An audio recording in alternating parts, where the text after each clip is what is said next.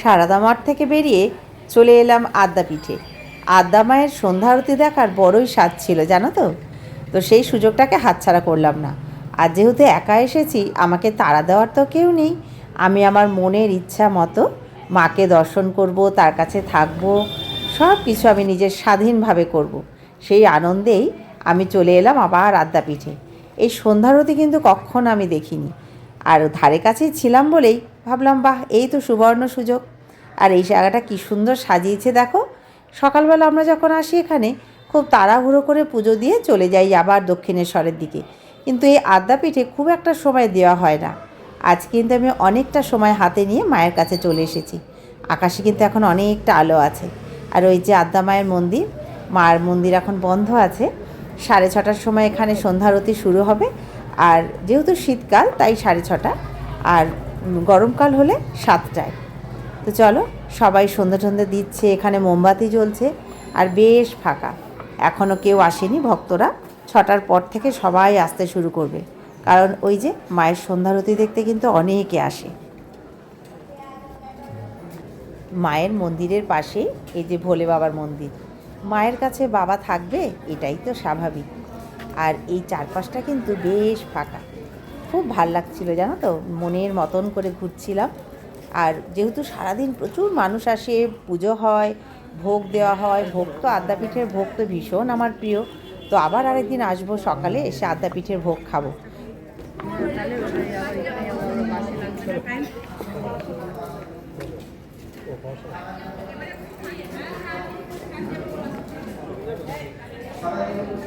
হরে কৃষ্ণ কৃষ্ণ কৃষ্ণ হরে হরে, হরে রাম রাম রাম হরে। এইবার করুণা করো বৈষ্ণব মোর প্রাণ, প্রতি জন্মে করি আশা শ্রীচরণের ধুলি, নরতম দাস মাগে আপনার বলি। প্রতি আরে পতিত পাবন বিনে আর যে কেহ। এই আদ্যাপীঠের প্রতিষ্ঠাতা ছিলেন শ্রী শ্রী অন্নদা ঠাকুর। তার ছিল অসাধারণ ব্যক্তিত্ব। রামকৃষ্ণ মহিমা প্রচারই ছিল তার জীবনের ব্রত। রামকৃষ্ণ ভক্ত রূপেই তিনি কিন্তু আত্মপ্রকাশ করেছিলেন। শ্রীরামকৃষ্ণ যেরকম স্বপ্নে দেখেছিলেন আদ্যা মাকে, সেটাই তিনি খুঁজে পেয়েছিলেন ইডেন গার্ডেনের একটা মাঠে। আর সেই মাকেই এখানে এনে প্রতিষ্ঠিত করেছিলেন তিনি। চলো আমরা একটু হরিনাম সংকীর্তন শুনি। তো মহাপ্রভু রাধাকৃষ্ণ একাত্মা দুই দেহ ধরি, অন্য অন্য বিলাস রস আসন।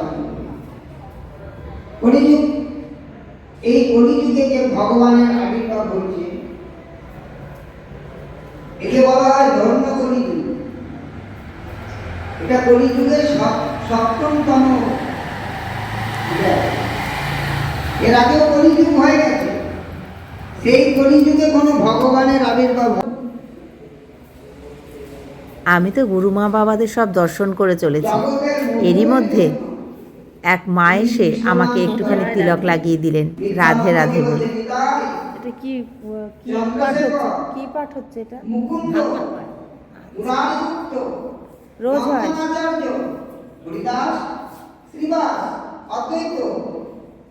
চলো আমরা সবাই মিলে হরিনাম হরিনাম করতে লাগে। রাস্তা যখন হরিনাম করছে, মহাপ্রভু স্বয়ং ভগবান তো, আর গোবিন্দ মৃদঙ্গ বাজাচ্ছে। মৃদঙ্গ বাজাচ্ছে গোবিন্দ, আর অদ্বৈত প্রভু কি করছে? পটকা।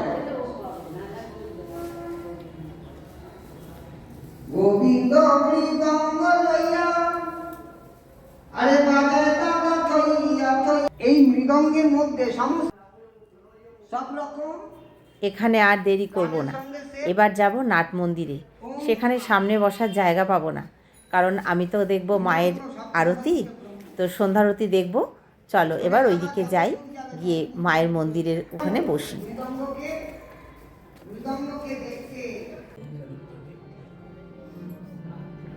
সবার সাথে এসে আমিও বসে পড়েছি, আর এখানে গান হচ্ছে, আমিও একটু গলা মেলাচ্ছি। এই পরিবেশটা এত ভালো লাগছে যে কি বলবো। সবার সঙ্গে আমরা মায়ের ভজনা করছি, ঠাকুরের ভজনা করছি।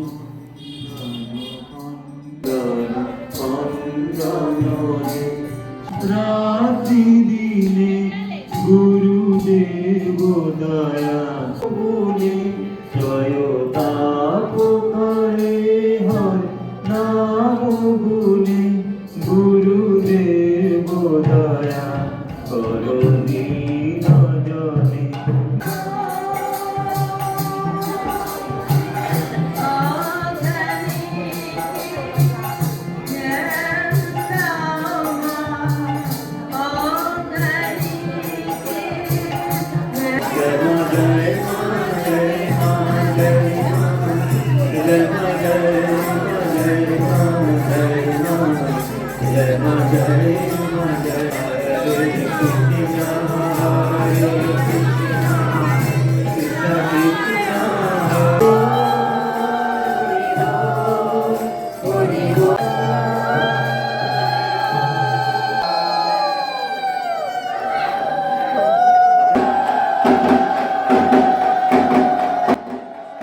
এবার আমি ক্যামেরা বন্ধ করে দিয়েছি, কারণ এটা এখানকার নিয়ম নেই, দরজা খোলার পর ক্যামেরা অন রাখা যায় না। আর মহাপ্রসাদও পেয়েছি জানো, মনটা আমার আজকে ভরে গেছে। তো যাই হোক, আমার ভিডিওটা এখানেই শেষ করলাম। তোমরা ভালো থেকো, সুস্থ থেকো, আনন্দে থেকো, আর এভাবেই আমার সঙ্গে থেকো। সবাই মিলে বলি জয় শ্রী আদ্যার জয়।